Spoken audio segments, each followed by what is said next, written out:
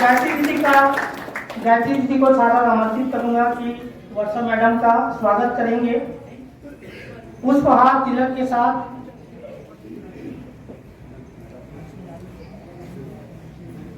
वर्षा madam जी आप मंच पर सादर आमंत्रित है। संगवारी हो हमारे वर्षा मैडम आए हैं, सब मस्त मस्त जानकारी दी शिक्षा की।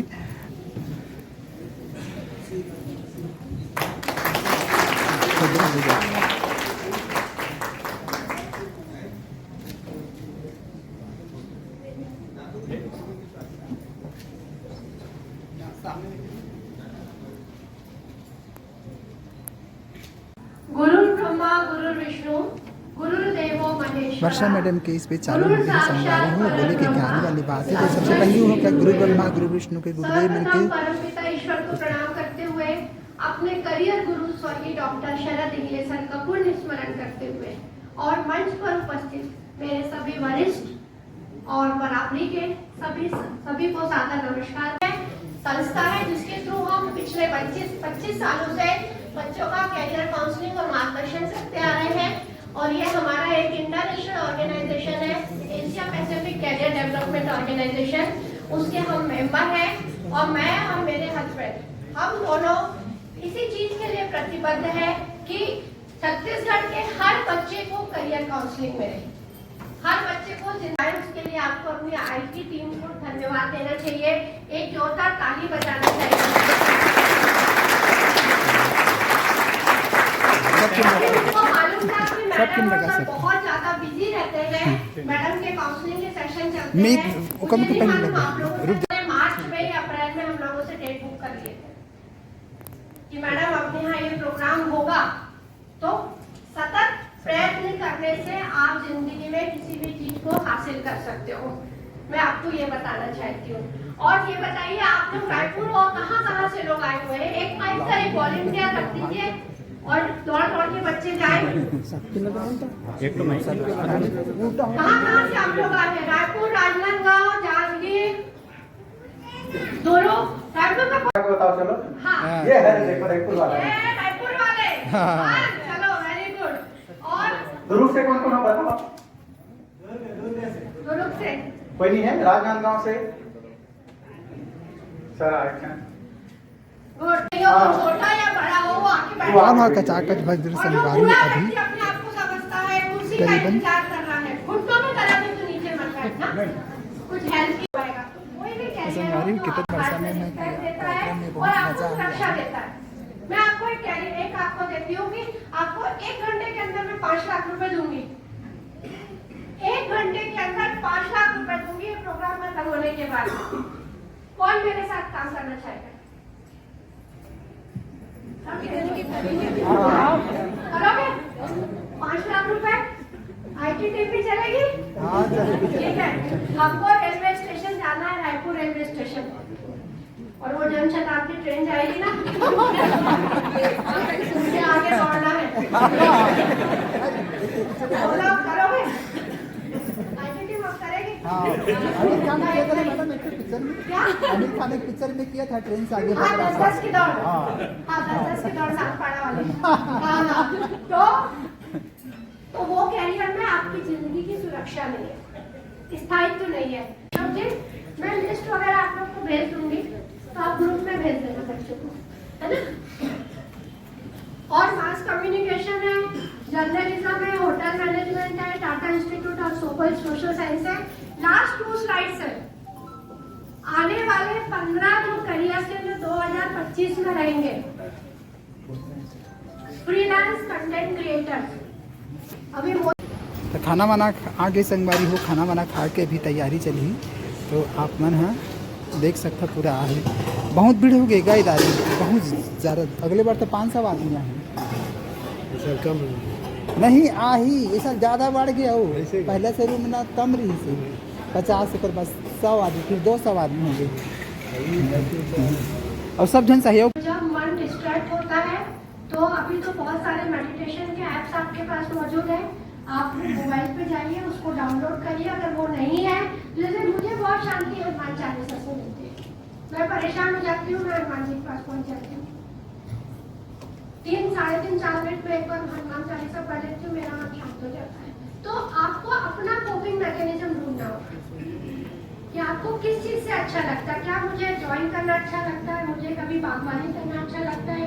महिलाओं की जो स्ट्रेस थेरेपी होती है वो कुकिंग होती है। मेरी मम्मी जब भी गुस्सा होती थी तो अच्छा खाना बनाती थी। हाँ, क्योंकि वो गुस्से में वो परेशान हो जाती थी, किसी को बोल नहीं पाती थी दादी को, तो अपना सारा फ्रस्ट्रेशन सब्जी पे निकालती थी। तो हम लोग समझ जाते थे कि आज 2 आइटम ज़्यादा बने मतलब कुछ हुआ है। तो आपको अपना कोपिंग मैम मैं मार्चेंट नेवी में जाना चाहता हूँ, तो स्टार्ट कहाँ से करूँ?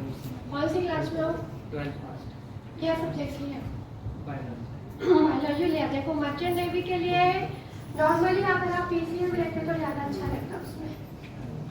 और क्यों जाना चाहते हो? मैं देश की सेवा करना। जो मर्चेंट नेवी में देश की सेवा नहीं होती, देश की सेवा नेवी में होती है। 2 डिफरेंस है, तुम कंफ्यूज हो रहे।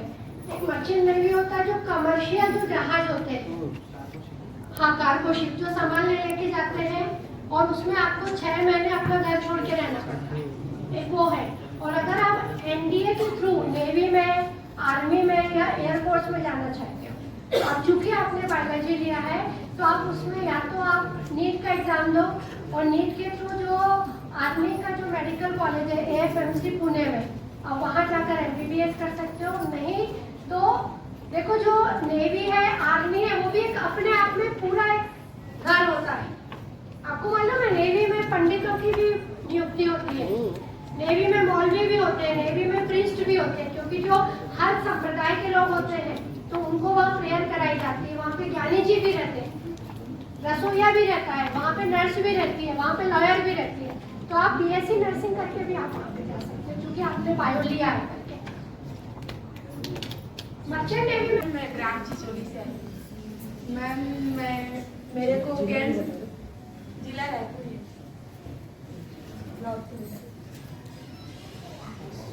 मैम मुझे गेम्स में इंटरेस्ट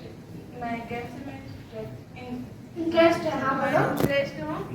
तो फिर अभी कॉलेज बीएससी के बाद बीएससी पे थी, फाइनल ईयर बीएससी में। वहाँ से मैं नेशनल कबड्डी खेल के आई, तो आगे मुझे क्या करना चाहिए? कबड्डी खेल के आई हो?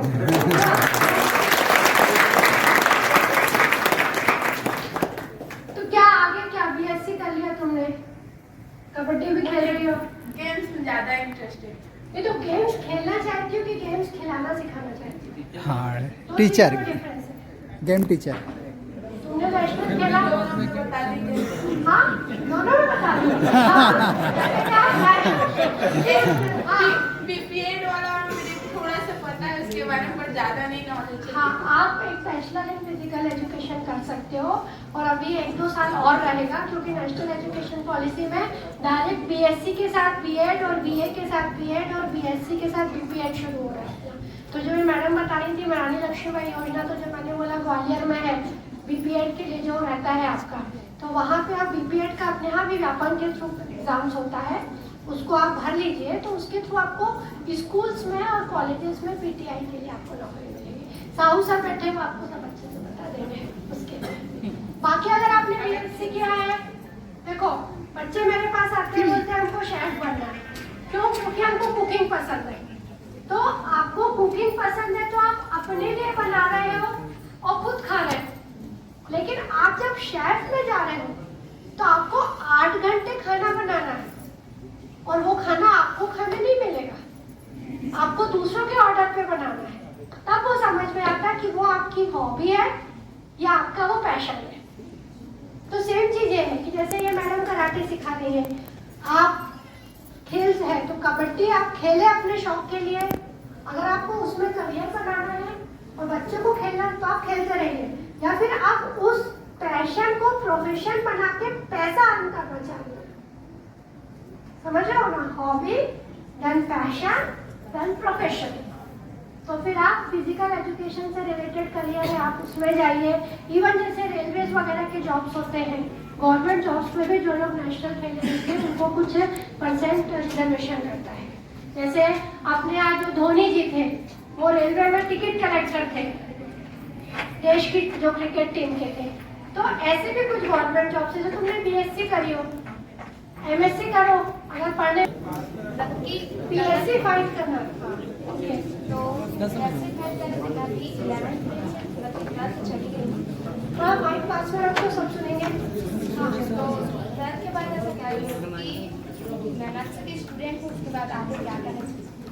तुम 12th में पीसीएम ले रही हो, अभी लोगी मैथ्स की स्टूडेंट हो, 11th में हो, 11th पास।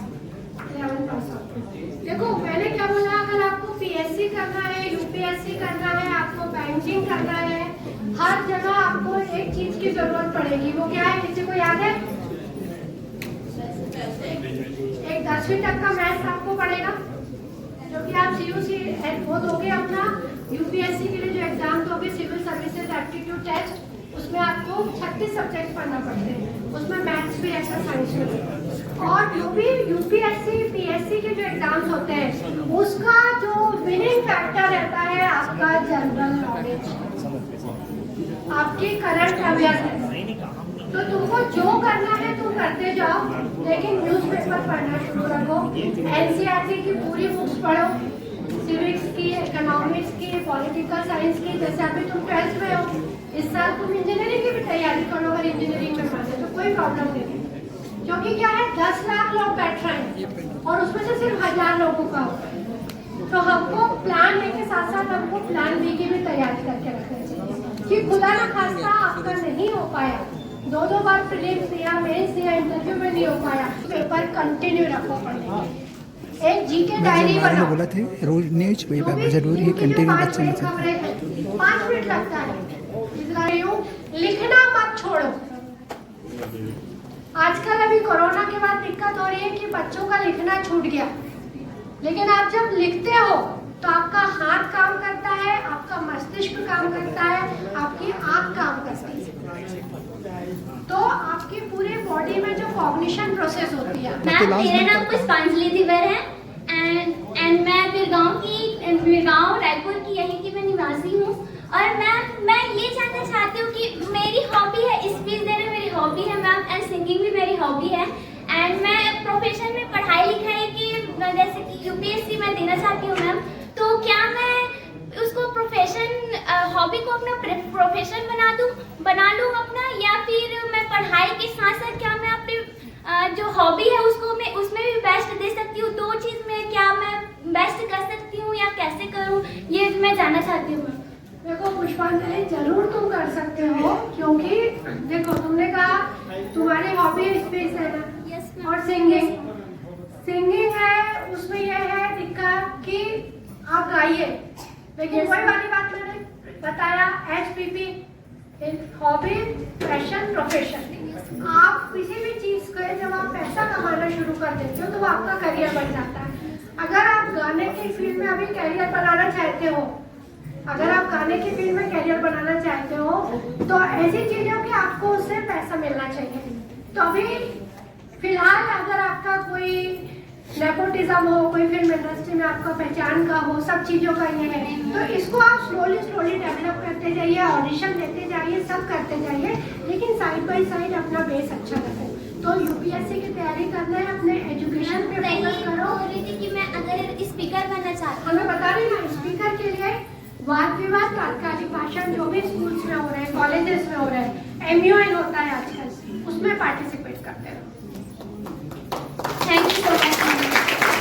जैसे मैं बोल रही कि मैंने इंजीनियरिंग किया था, लेकिन लाइफ में एक ऐसा टर्न आया कि मुझे सिविल इंजीनियरिंग नहीं कंटिन्यू कर पा रही। तो मैं शुरू से उस जमाने में राज्य स्तरीय वाद विवाद प्रतियोगिताओं के विजेता रहे, तो मेरी सॉफ्ट स्किल्स, मेरी कम्युनिकेशन स्किल्स वो मुझे काम आई। तो एजुकेशन तो थोड़े दिन के लिए काम आता है, लेकिन जो स्किल्स है वो आपके पास हमेशा रहती है। पढ़ाई करते रहो, लेकिन पढ़ाई के साथ साथ स्किल्स पे काम करते रहो। और कई बच्चे वो है ना लकड़हारा वाला कि आपकी कुल्हाड़ी को आपको मांझते रहना, उसको शार्प करते रहना, नहीं तो वही कुल्हाड़ी यूज करते रहोगे तो पेड़ काटना बंद हो जाएगा। ठीक है, सब बच्चे लोग खड़े हो जाओ अपनी जगह। और good afternoon ma'am, I am दीदी देवर, मैं ब्राह्मणा से आई हूँ। मैं 11th की स्टूडेंट हूँ, कॉमर्स। तो मैं 12th के बाद मेरा एम है और मैं चाहती भी हूँ कि मैं बैंकिंग करूँ, तो आराम से बोल। मैं बीबीए और बीकॉम दोनों में कौन सा ज़्यादा बेस्ट रहेगा बैंकिंग करने के लिए? तुमको बैंकिंग करना है, कॉमर्स, इकोनॉमिक्स, अकाउंट्स, बीएसटी अच्छा लगता है? Yes ma'am. कितना परसेंट आया था 11th में? 80 80 है ना? तो मैं हमेशा प्रेफर करती हूँ कि अगर आपको मेन स्ट्रीम में इंटरेस्ट आ रहा है तो उसको छोड़ो मत, क्योंकि अगर आपको इकोनॉमिक्स अच्छा लग रहा है, अकाउंट्स अच्छा लग रहा है और बीएसटी अच्छा लग रहा है तो आप बीकॉम कंटिन्यू करो, क्योंकि बैंकिंग के फील्ड में आपको इकोनॉमिक्स, फाइनेंस, इन्वेस्टमेंट बैंकिंग सब आपको मिलेगा। बीबीए क्या है? Bachelor in business administration.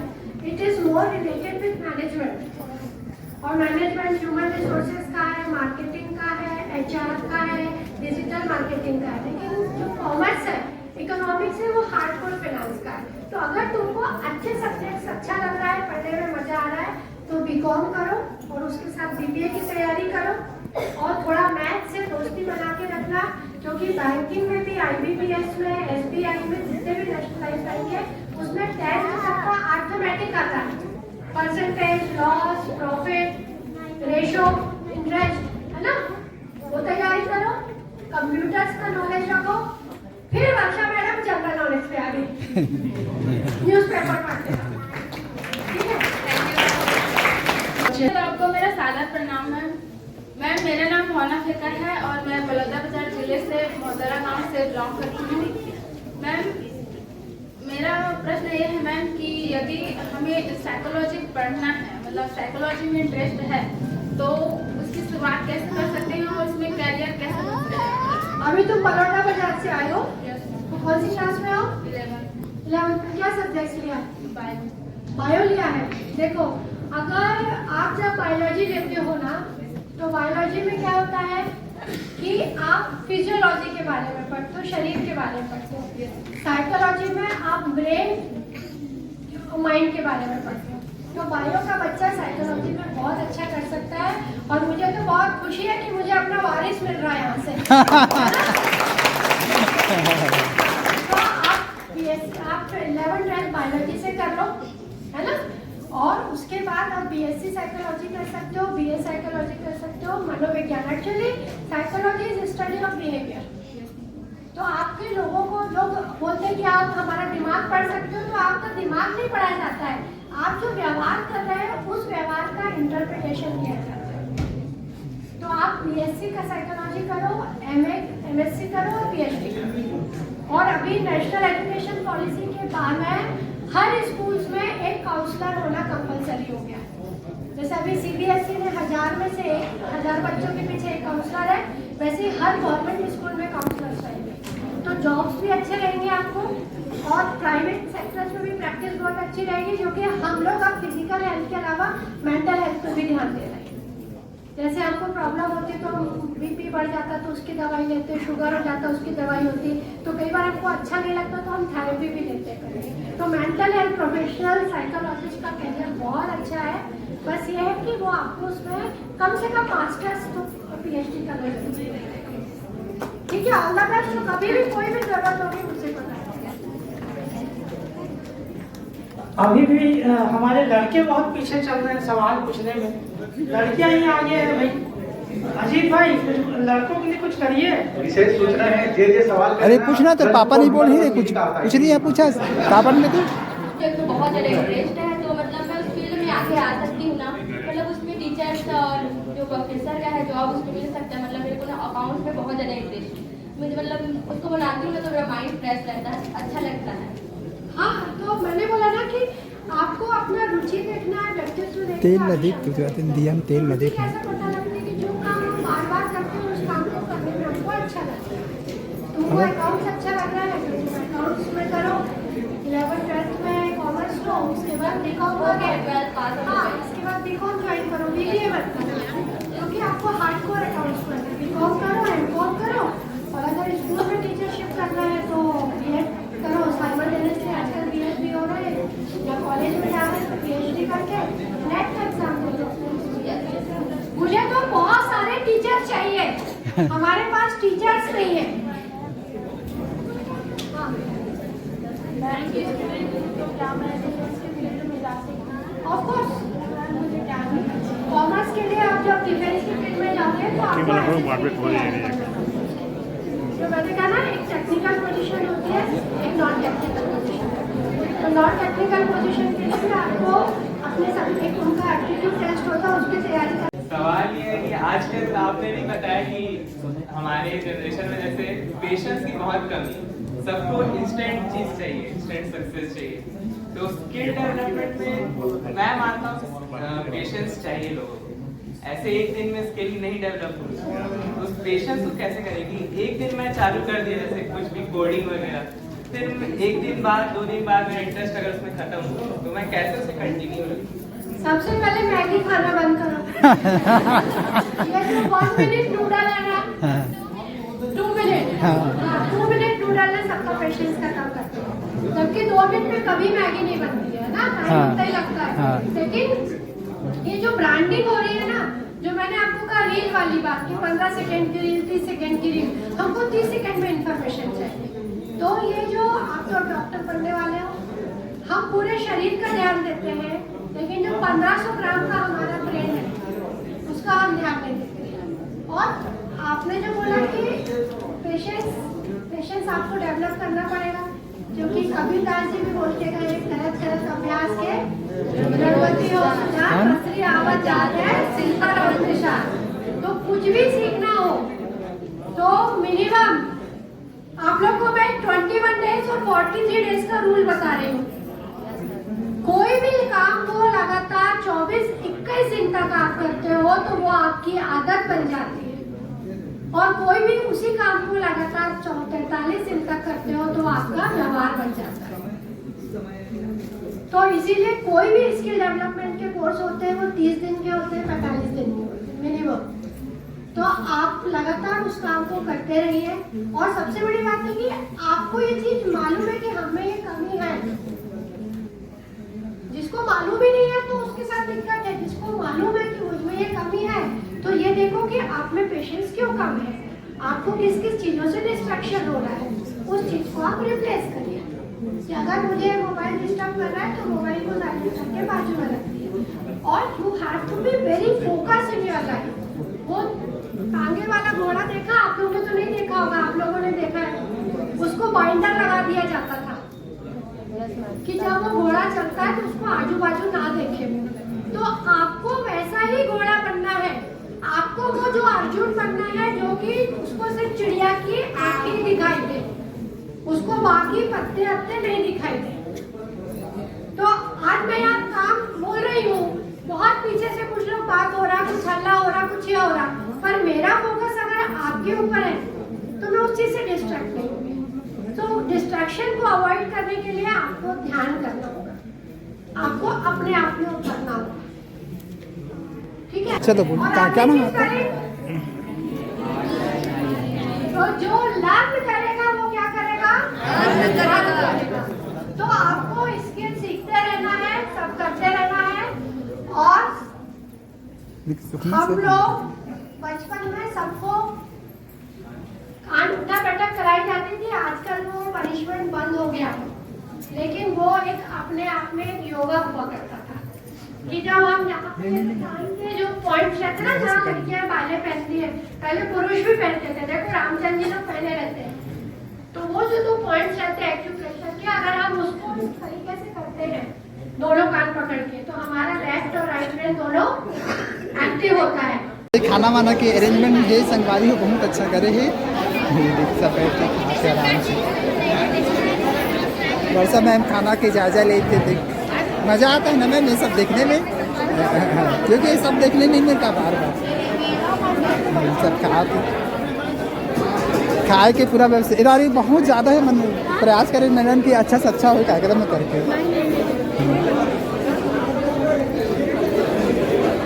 भगदड़ नहीं है, मस्त एकदम। अभी एक पेरेंट्स के एक बच्चे के साथ 5-6 जने पेरेंट्स हैं तो उसमें ज़्यादा हो जाता है, कम से कम 2 जने 1 जने आता है ना तो ठीक है। हाँ हाँ हाँ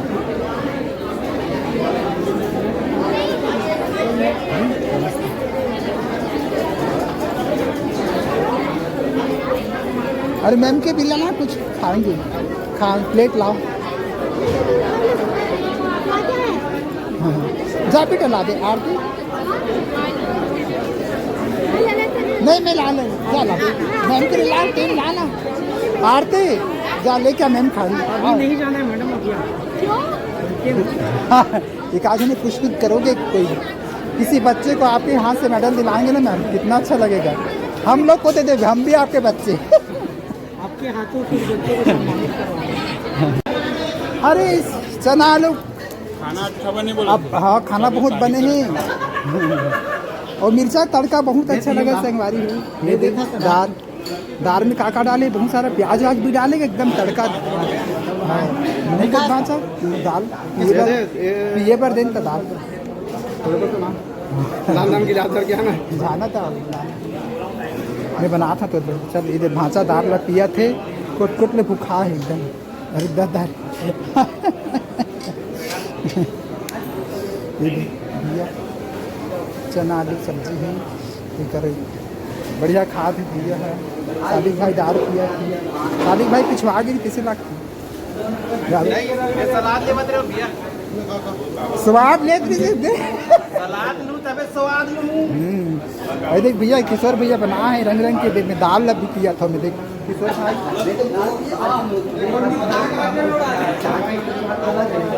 भाई मैं ब्लॉक करके दिवाना के संगवारी आपन भी खाना और ठीक है ना, देखा तो कौन जाओगे ए अच्छा दाल बना लो ना होगा ना। हाय अपन किया था। अच्छा भैया समझी महाराज की जय हो। हमारा हो गए भाई, ये लेकर मन वाला भेजना जल्दी। अरे तब मुला समझी कार की था, तो मुला समझी कार की थे भाई, बदनाम करे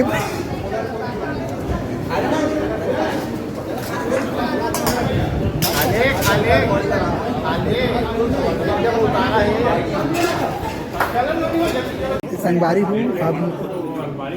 संगवारी हूँ अब बच्चा मतलब सम्मान के प्रतिभा सम्मान दिए जाते, मेडल देते जाते। हमारे अध्यक्ष महोदय सुरेश धीवर धमधा परगना, धमधा के रायपुर परिक्षेत्र के महासभा के सुरेश धीवर, बच्चे घर में मिल जाए तो सबके स्वागत होगी।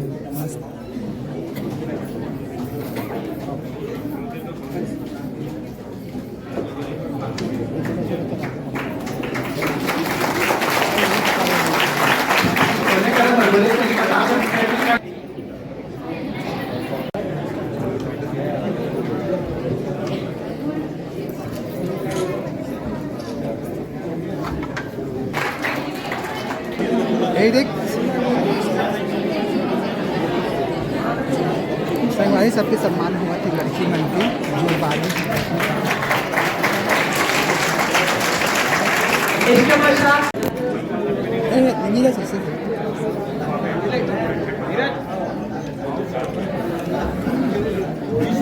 विशेषर भैया के भी अशोक विशेषर भैया। तालियों से स्वागत करें इन सभी अतिथि लोगों का।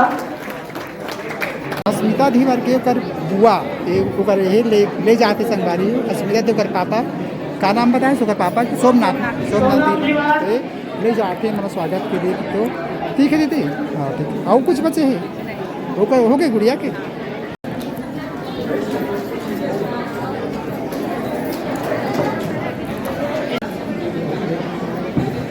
अभी स्वागत के क्रिया से चलते थे संगवारी हो सकते का मन दूध। इन सभी बच्चों को सम्मानित करने के लिए मैं मंच पे सादर बहुत जी को मैं मंच के पास दिलेश्वर पिता अजय पूनम धीवर देखेगी कि ये लक्ष्मी पंडेरिया अपन भतीजी भूमिका का लिखा है मोमेटो और ये ले जाते ना। तो संगवारी हो देख लो सबूत के तौर पे रखी है कॉलेज में दे दीपक धीवर, गीतांजलि परिकार सम्मानित किया जाता है इनको। ये सभी बच्चे आ जाए बच्चों के लिए।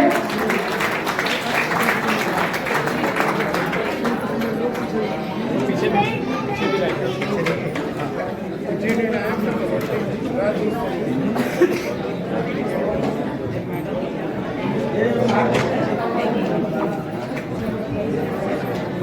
इसके पश्चात रुबीना जल छत्री, तो बनाओगे? अरे कैमरा वाला बनाओगे?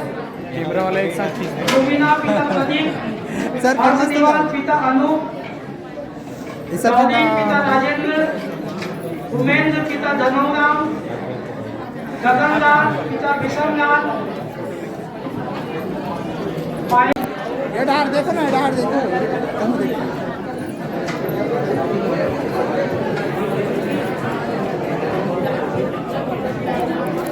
पिता देव कुमार, वैदेही पटियाला, पिता राजेश पटियाला, ये दे का नाम लोकनाथ है? तिवारी, दिलेश। उदारू राम तिवारी, दिलेश 10वीं में 95%। हाँ हाँ मस्त है। टॉप करे धीवर समाज के एकदम प्रतिमान लड़का है। यश सोनवानी की मम्मी ये बाहर इंटरनेशनल खेल के गए तो कैसे है। तो आप मतलब बधाई हो भैया, आप मन के बच्चा में के आप पुरस्कृत करेंगे ही, सम्मानित करेंगे। बहुत खुशी की बात है। मिठाई बनाऊँ घर में जाकर, अभी खिचैया बन गए। भालू प्रताप पिता बालू राम टेकर, खुशबू दीवार पिता प्रहलाद दीवार, आ जाइए मंच पर। अनुष्का परिकार पिता राजेश परिकार, मंच पर आइए। कार्यक्रम में मैं विद्यार्थियों को विशेष रूप से कहूँगा, चाहे कोई भी क्षेत्र हो, चाहे व्यक्त करते खेल के क्षेत्र हो, चाहे शिक्षा के क्षेत्र हो, हर क्षेत्र मेहनत मांगता है।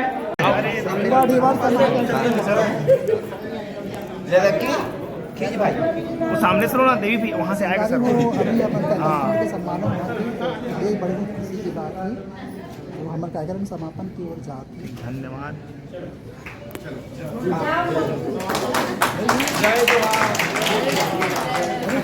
इसी के साथ आज के इस कार्यक्रम का समापन किया जाता है। धन्यवाद। संगवारी वासी कार्यक्रम कैसे लगे से? जय जोहार, जय छत्तीसगढ़। आज का कार्यक्रम बहुत अच्छा रही से, बहुत सफलदायक रही से। आज हमारे फाइट टीम की पूरे युवा साथी मन आज एकत्रित से एक साल बाद बहुत सुख खुशी है। और आज का कार्यक्रम बहुत सफल रही से, सबला आप मतलब बहुत बहुत धन्यवाद।